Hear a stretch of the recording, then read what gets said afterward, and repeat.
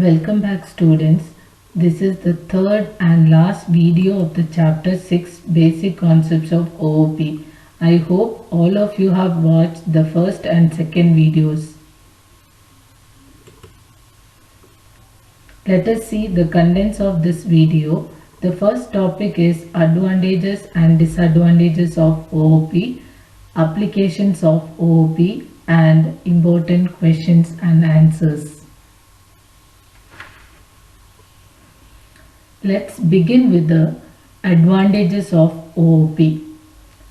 The first advantage of OOP is modularity. As you all know that modularity, that is the dividing of a program into different modules and execute each module separately. The programs are modularized based on classes and objects in object-oriented programming. The second advantage is code duplication and code reusability. That means object-oriented programming allows us to link program code and object together. Therefore, the related objects can share a common code. That avoids code duplication and allows code reusability. The third advantage is security. The data in object-oriented programming are secured due to the concept of data encapsulation. We already discussed about the data encapsulation in the second video. Another advantage is simplicity. It is very easy to write programs in object-oriented programming because it has many features like data encapsulation, data abstraction, polymorphism, and inheritance. Another advantage is creation and implementation of OOP programs are easy and it reduces the software development time. And the last advantage is modifiability. It is very easy to make changes in OOP.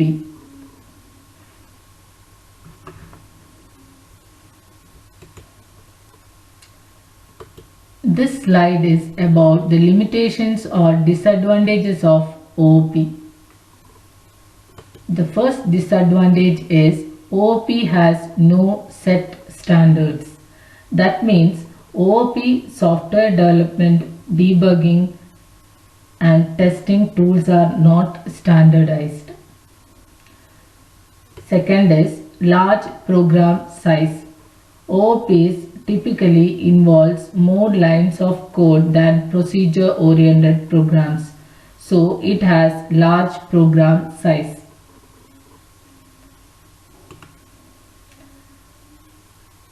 Conversion of real-world problem into object-oriented model is difficult.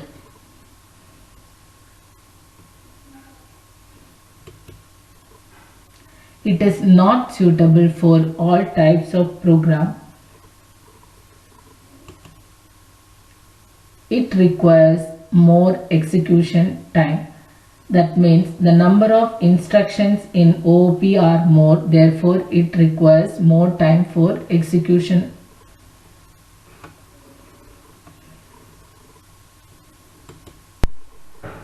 Now we are going to discuss about the applications of OOP. That means where this object-oriented programming is suitable. The first application is computer graphics application. We can use object-oriented programming for graphics-related applications. The second one is CAD and CAM software. Here CAD means computer-aided design and CAM means computer-aided manufacturing. These are the two softwares used in an industry for producing products. This OOP concept can be used for developing CAD and CAM softwares. The third application is object-oriented databases. Here the database means a collection of logically related data. Object-oriented programming can be used for creating databases. Another application is user interface design. This object-oriented programming is used for creating user interface design like Windows. The next is real-time systems. It is a system where the parameters changes every time continuously, so it is a dynamic system. We can use object-oriented programming for designing real-time systems. Next is client-server system. It is a software architecture model consisting of two parts, client system and a server system. The object-oriented programming concept can be used in this architecture. Next is neural networking and parallel programming. Neural networking means a network of biological neurons. It consists of artificial neurons or nodes, and parallel programming means larger programs are divided into smaller ones and solve each part in parallel. We can use object-oriented programming to implement this.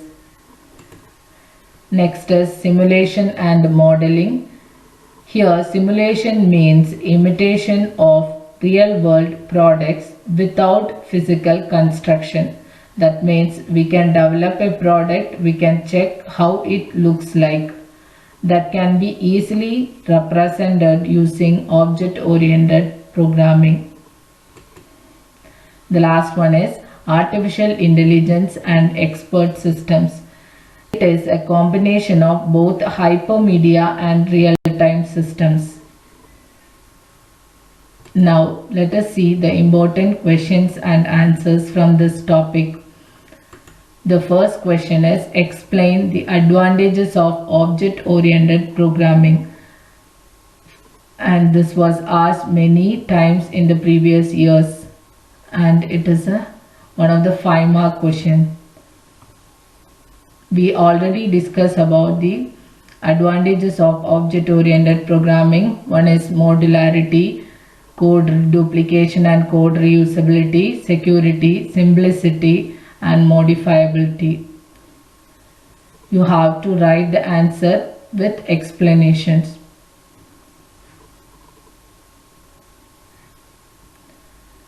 Another question is mention any 5 applications of OOP for 5 marks. This was asked many times in the previous year question paper.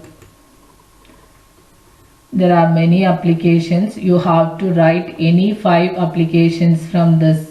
No need of explanations, only the terms to be written. Another question is define object-oriented programming. Write the limitations of object-oriented programming for 5 marks. It was asked in March 2016 question paper.